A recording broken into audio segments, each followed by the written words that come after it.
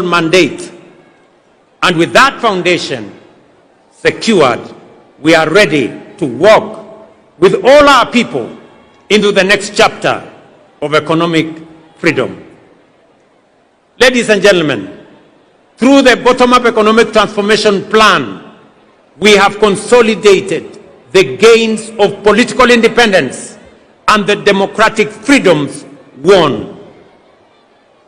Through deliberate social engineering, we have built systems that ensure no Kenyan is left behind. And having ensured that we are carrying everybody along, we now have both the opportunity and the firm foundation to charge forward into the next chapter of our national journey, Kenya's economic freedom. With the measures we have put in place to restore dignity, inclusion, and opportunity, we must now press on. It is time to step up from the bottom up, charging forward full steam to economic freedom and take Kenya to a first world economy. Before we accelerated this ambitious agenda, we took the difficult but necessary steps to stabilize our economy and restore fiscal discipline. Inflation has fallen from 9.6% in 2022 to 4.5% last month. The shilling has stabilized at about 129 shillings to the dollar for nearly 2 years. Our foreign exchange reserves now exceed $12 billion, the highest in independent Kenya. Our successful Eurobond redemption reaffirmed to the world that Kenya honors its obligations.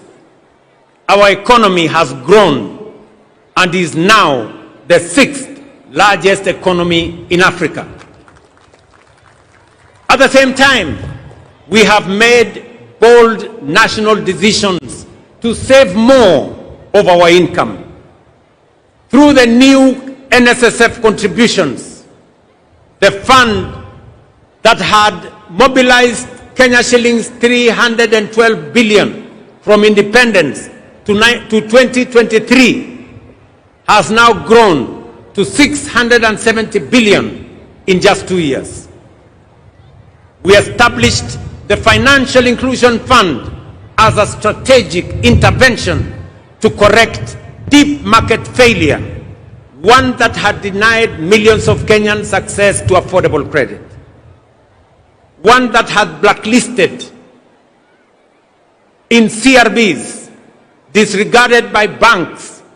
They had been left trapped in frustration and despair.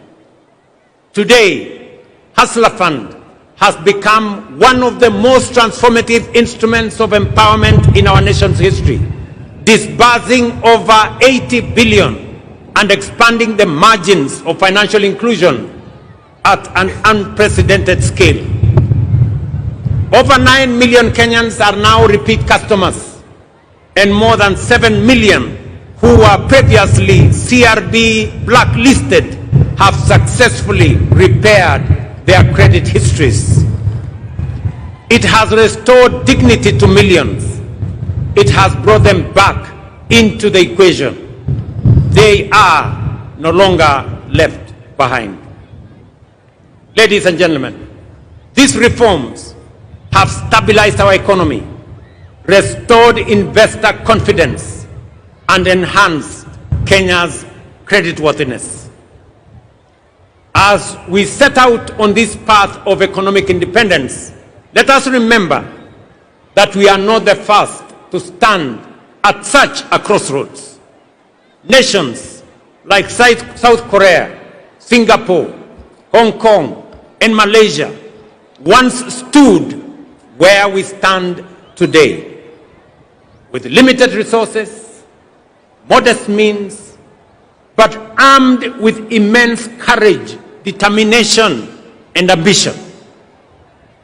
Prosperity was not handed to them. They reached out for it. They rejected the ordinary. They refused to be prisoners of their circumstances. They believed in themselves and invested in their people. They were patriotic to their nation's cause and demanded excellence of themselves. Today, they stand as first world economies, not by accident, but by deliberate design, by intentional choice, and by purposeful conviction. Ladies and gentlemen, Kenya can, must, and will do the same and more. Let me repeat. Kenya can, must, and will do the same and more. 3 weeks ago, during the State of the Nation address, I laid before Kenyans this administration's bold and ambitious Kenya shillings 5 trillion roadmap